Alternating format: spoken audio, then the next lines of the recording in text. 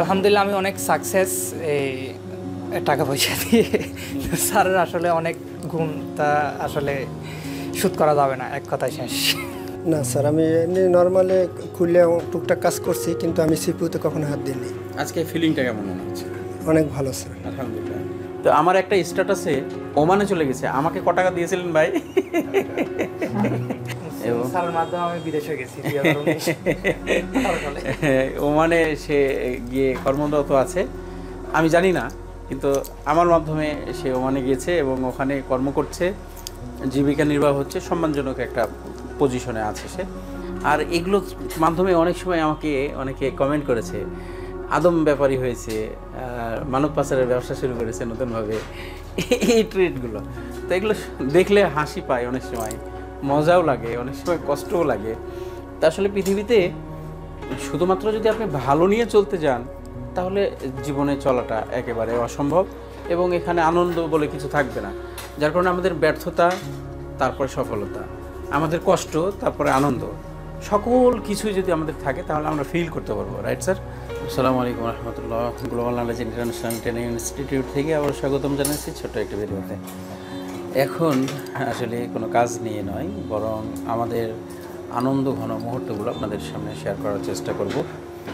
এই মুহূর্তে আমার আশেপাশে অনেকগুলো ছাত্র, আর আপনারা বিগত ভিডিওতে দেখেছেন যে একজন বুড়া মানুষ আমার শ্রদ্ধেয় একজন পার্সন, যদিও বা এই প্রতিষ্ঠানের ছাত্র, তবে যারা এখানে আসে না কেন সকলের সম্মানজনক যে মর্যাদা রয়েছে, যে অবস্থান রয়েছে পৃথিবীতে বা তার নিজস্ব এলাকায়, সেই সম্মানটা বজায় রেখে আমরা তাদের সাথে চলাফেরা করার চেষ্টা করি। তিনি একজন শিক্ষক মানুষ, আর শিক্ষকরা হচ্ছে পৃথিবীর অন্যতম ব্যক্তিত্ব যারা আমাদের সমাজকে এবং আমাদের জেনারেশনকে আগামীর প্রজন্ম হিসেবে গড়ে তোলার চেষ্টা করে।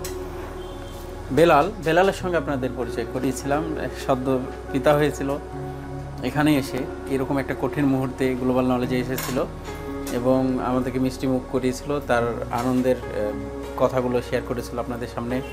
আর আরও একজন পার্সন যার সঙ্গে আপনাদের পরিচয় হয়নি, এ হচ্ছে জাহেদ ভাই। আসলে আধ্যাত্মিক একটা সম্পর্ক গড়ে ওঠে স্যার, তাই না? আধ্যাত্মিক সম্পর্ক গড়ে ওঠে আমাদের এখন online social media, YouTube, Facebook, ভিন্ন ভিন্নভাবে। যদিও বা আমি তাকে চিনতাম না, কিন্তু দীর্ঘ সময় ধরে সে আমাকে ফলো করছিল। কত বছর হবে? 2016 সাল থেকে। 2016 সাল থেকে আমাকে ফলো করছিল জাহেদ ভাই, এবং স্যারের মাধ্যমে আমি বিদেশে গেছি। ওমানে সে গিয়ে কর্মরত আছে, আমি জানি না, কিন্তু আমার মাধ্যমে সে ওমানে গিয়েছে এবং ওখানে কর্ম করছে, জীবিকা নির্বাহ হচ্ছে, সম্মানজনক একটা পজিশনে আছে সে। এটা আমি জানি না, এটা হয়েছে কীভাবে আমি তাও বলি। আমি মাঝে মধ্যে যে ফেসবুকে স্ট্যাটাস দিই যে ওমানে লোক লাগবে, আপনারা যোগাযোগ করুন। ফেসবুকে আমি অনেক সময় স্ট্যাটাস দিয়েছি সৌদি আরবে লোক লাগবে, আর এগুলোর মাধ্যমে অনেক সময় আমাকে অনেকে কমেন্ট করেছে, আদম ব্যাপারী হয়েছে, মানব পাচারের ব্যবসা শুরু করেছে নতুনভাবে, এই ট্রিটগুলো। তো এগুলো দেখলে হাসি পায়, অনেক সময় মজাও লাগে, অনেক সময় কষ্টও লাগে। তা আসলে পৃথিবীতে শুধুমাত্র যদি আপনি ভালো নিয়ে চলতে যান, তাহলে জীবনে চলাটা একেবারে অসম্ভব এবং এখানে আনন্দ বলে কিছু থাকবে না। যার কারণে আমাদের ব্যর্থতা, তারপরে সফলতা, আমাদের কষ্ট, তারপরে আনন্দ, সকল কিছুই যদি আমাদের থাকে তাহলে আমরা ফিল করতে পারবো। Right sir? যখন কোনো মানুষ আমাদেরকে ব্যাড কমেন্ট করে, তারপরে আমরা দেখি যে এখানে পজিটিভ কমেন্ট কতগুলো আছে। তো পজিটিভ কমেন্টগুলো যখন বেশি পাই, তখন মনে হয় যে না, আমরা সঠিক ট্র্যাকে আছি। কিছু মানুষ কষ্ট পাবে, এটা স্বাভাবিক। তো আমার একটা স্ট্যাটাসে ওমানে চলে গেছে, আমাকে ক টাকা দিয়েছিলেন ভাই? আমি জানি না। আচ্ছা, এখানে এসে ট্রেনিং করা অবস্থায় 15 দিন, প্রায় 10-12-15 দিন পরে সে আমার সামনে বলছে যে স্যার আমি সেই পার্সন। তো যাক, আলহামদুলিল্লাহ, এই জন্য একটা ভালো লাগা তৈরি হয়েছিল যে আমার একটা স্ট্যাটাসের মাধ্যমে একজন মানুষ বিদেশে কর্ম পেয়েছে, তাও আবার ওমানে মোবাইল টেকনিশিয়ান হিসেবে, এবং সে এখানে সম্মানজনক জীবিকা অর্জন করছে। আলহামদুলিল্লাহ, শুক্রিয়া। এবং এখানে একটা স্ট্যাটাসের দ্বারা সে মাসে লাখ টাকা ইনকাম করছে এমনটিই নয়, বরং সে যেখানে গিয়েছে, যে দোকানে, সে দোকানদারও বাংলাদেশি, সেও এনার মাধ্যমে একটা ভালো আয় করছে। রাইট? তো উভয় উপকৃত হচ্ছে, আর আমার ভালো লাগা। এখন দেখুন যে আমি একটা ভালো কাজ করেছি। তিনি আমার ছাত্র ছিলেন না, কিন্তু সে আমার কাছে উপকৃত হয়েছে, অনলাইনে আমাকে 6 বছর 7 বছর ধরে ফলো করছে।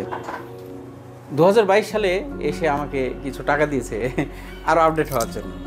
তাহলে সেই জায়গাটা আবার আল্লাহ ঘাটতি পূরণ করছে, কিছু উপার্জন হয়েছে আমার।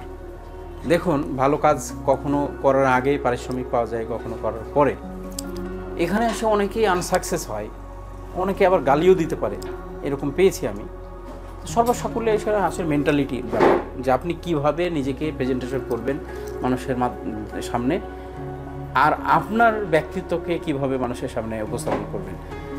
তো আজকে যে বিষয়টি ছেলেরা প্র্যাকটিস করছে, ডানে বামে দেখতে পাচ্ছেন সবাই আইসি প্র্যাকটিস করছে। আইসিকে কয়েক ধাপে আমরা প্র্যাকটিসের জন্য নিয়েছি। আইসি প্রথমে আমরা বাটন ফোন দিয়ে শুরু করি, কারণ হচ্ছে কি যে আমরা নিজের অবস্থান থেকে অনেকে মনে করি যে বাটন ফোনের কাজ নেই। আসলে আমি যখন দেখা যাচ্ছে যে কোনো একজন টেকনিশিয়ান সে বসুন্ধরা সিটিতে কাজ করছে, যমুনা ফিউচার পার্ক বা এই ধরনের বড় বড় একটা শহরে কাজ করছে, বড় মার্কেট প্লেসে কাজ করছে, সেখানে তো অ্যান্ড্রয়েড ফোন এবং দামি ফোন ছাড়া কোনো কিছু যায় না। যেমন আপনার ওমানে দামি ফোন ছাড়া যায় না, সব আইফোন, স্যামসাং, ওপো কম, হুয়াওয়ে বেশি এইসব জায়গাতে। কিন্তু আবার কিছু ছাত্র আছে যারা এখানে দেখা যাবে যে আমাদের এখানে 80% ছেলেরা আসে গ্রামের থেকে, 70-80% অথবা 60% হতে পারে, কখনো কোনো ব্যাচে আমরা 40% পাই। এদের দোকানে বাটন ফোনের কাজ বেশি। তো আসলে একটা ছেলেকে ফার্স্ট টাইম আমরা যদি স্মার্টফোনের একবারে খুব ঘন বলের আইসি ধরাই দিই রিভলভ করার জন্য, তাহলে তাদের জন্য এটা ডিফিকাল্ট হয়। যার কারণে আমরা প্রথমে ফিচার ফোন দিই, ফিচার ফোন থেকে রিভলভ করে সাকসেস করতে হয়। তো আমরা প্রথম দিন প্রত্যেকেই একটা করে আমরা দিয়েছিলাম, রানিং ফিচার ফোন দিয়েছিলাম, একদম রানিং ফোন। এই ফোনগুলো আমি বলেছিলাম যে আইসি তুলবেন, রিভলভ করবেন, আবার লাগাবেন, সেট অন করে আমাকে ব্যাক করে দিতে হবে। আলহামদুলিল্লাহ সবাই সাকসেস হয়েছে। তারপরের স্টেপটা নিয়েছি আমরা অ্যান্ড্রয়েড ফোনে। তো অ্যান্ড্রয়েড ফোন আমরা রানিং ফোন দিয়েছি, এবং রানিং ফোন দেওয়ার পরে এরা ফোনগুলো অন করেছে। কারো ভাগ্যে পড়েছিল নন পেস্টিং, কারো ভাগ্যে পড়েছে পেস্টিং, কারো আবার ডুয়েল ডেকার। তো দুইজনকে আমরা হাজির করেছি এখানে। বেলাল ও পেস্টিং আইসি পেয়েছিল হুয়াওয়ে ফোন রানিং, আর জাহিদ ভাই পেয়েছিল ডুয়েল ডেকার আইসির স্যামসাং ফোন। তো দুটোই অন হয়েছে, আমরা একটু দেখাবো প্লিজ।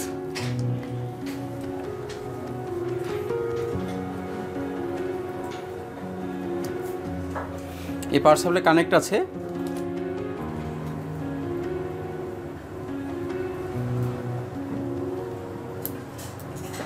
আমরা দেখতে পাচ্ছি যে ফোনটা অন হয়েছে, একটু কাছাকাছি, ডিসপ্লেটা ভাঙা। এই যে ফোন,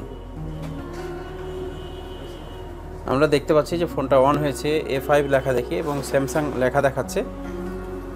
ফুল রান হবে, কমপ্লিটলি ফোনটা রান হবে। এবং আপনারা ভিডিওতে দেখতে পাচ্ছেন যে যে সময় জাহিদ ভাই কাজ করছিল সেই সময় পিছন থেকে আমি একটু ভিডিও নিচ্ছিলাম এবং ওই ডুয়েল ডেকার প্রসেস করছিল। This is the first time, right? Loading নিচ্ছে, এটা অন হবে, কমপ্লিটলি অন হবে। আর আমি রানিং ফোনগুলোকে ব্যবস্থা করেছি, ডিসপ্লে কোনোটা ভালো আছে কোনোটা খারাপ আছে, কিন্তু আমি সবাইকে running button phone, running smartphone দেওয়ার চেষ্টা করেছি। এবং আলহামদুলিল্লাহ এখানে দেখতে পাচ্ছি যে আমাদের ফোনটি রান হয়েছে, এখানে কমপ্লিটেড রান হয়েছে। যেহেতু ডিসপ্লে নষ্ট, আপনারা এক সাইডে ছবি দেখতে পাচ্ছেন। এটাই হচ্ছে তাদের হাতের অ্যাক্টিভিটি। ডুয়েল ডেকার কাজ করে ফার্স্ট টাইম অন করেছে। এটা কিভাবে সম্ভব? আসলে সম্ভব কেন? যখন টিচার তাদেরকে ফোনটা হাতে দিবে তার আগে কিন্তু গাইডলাইন দিয়েছে যে আপনি টুইজারটা কীভাবে ধরবেন, হটগানটা কীভাবে ধরবেন, রিভলভ করার সময় আপনার হটগানের টেম্পারেচার কীভাবে রাখবেন। ভিডিওটা একটু বড় হচ্ছে, কিছু কথা না বললেই নয়। কিছু মানুষ আছে যারা হটগান ক্রয় করার পরে লাইফ টাইম 5 বছর ধরে একটা হটগান ইউজ করছে, হটগানের হিট টেম্পারেচার কখনো কমায়নি বাড়ায়নি, একভাবে রেখে দিয়েছে। আসলে সব ফোনে একরকম টেম্পারেচার কাজ করা যাবে না, রিভলিংয়ের জন্য আলাদা টেম্পারেচার ব্যাপার আছে। ক্যালকুলেশনগুলোই হচ্ছে টিচারদের কাজ। তা আমি এমনভাবে গাইড করার চেষ্টা করেছি, first time dual decker success on করেছে। আর বেলালের সেট আমরা একটু দেখবো প্লিজ।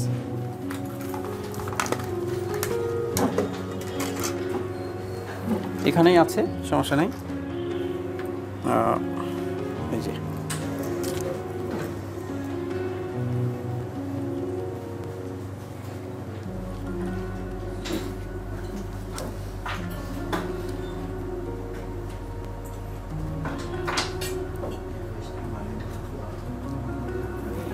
আমরা দেখতে পাচ্ছি ফোনটা অন হয়েছে। আচ্ছা, এটা কীরকম ছিল?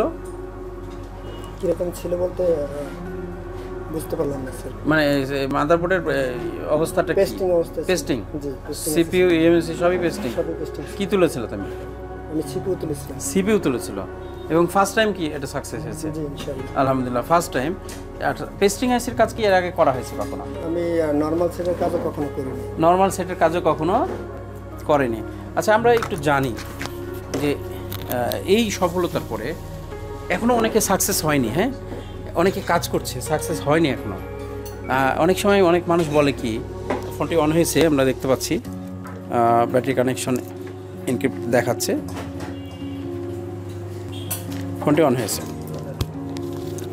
যে বিষয়টি আমি বলতে চাচ্ছি এই মুহূর্তে, অনেক মানুষ বলে কি যে আনসাকসেস স্টুডেন্টদেরকে দেখান না। আনসাকসেস এখানেই অনেকে আছে, এখনও আনসাকসেস আছে না অনেকে, চেষ্টা তো চালিয়ে যাচ্ছে।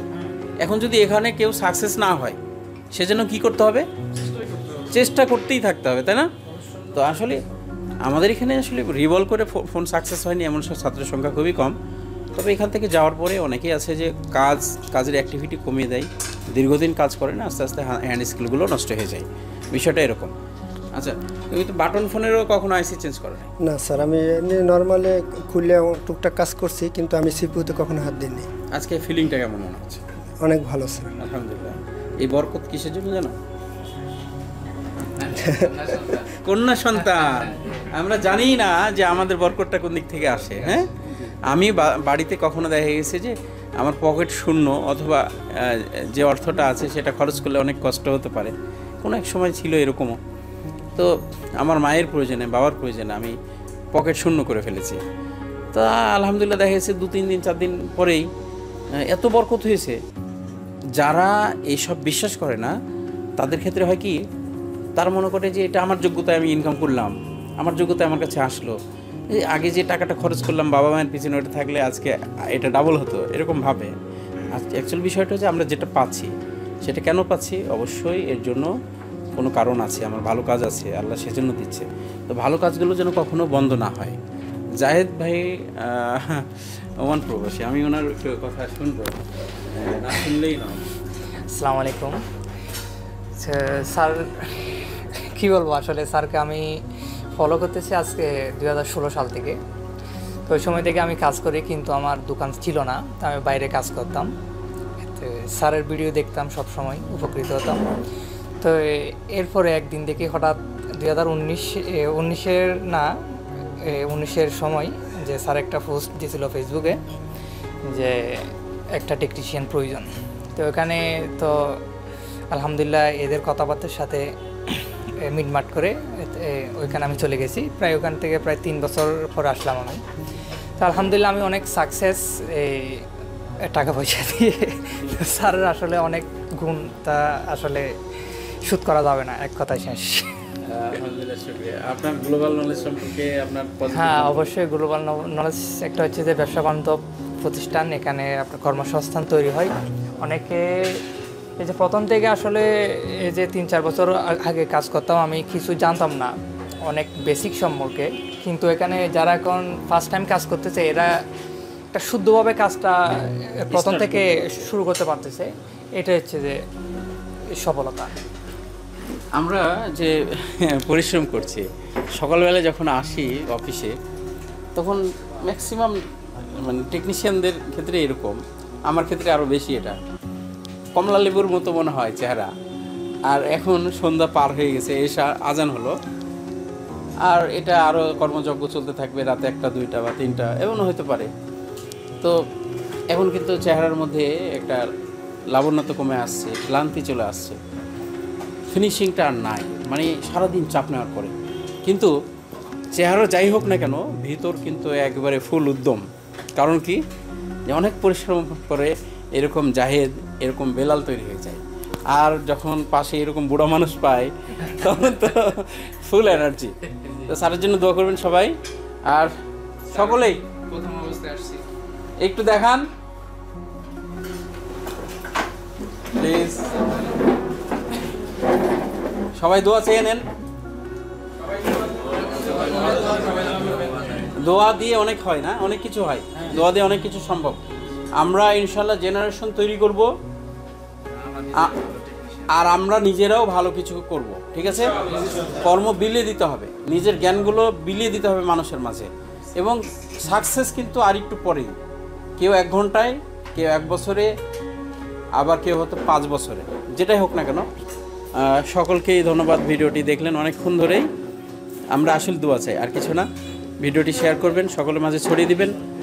এই ভিডিওর মাধ্যমে হয়তো অনেকেই কর্মসংস্থান খুঁজে পেতে পারে, অনেক টেকনিশিয়ান হয়তো দুর্বল থেকে সবল হওয়ার সুযোগ পেতে পারে। আসসালামু আলাইকুম ওয়া রাহমাতুল্লাহ।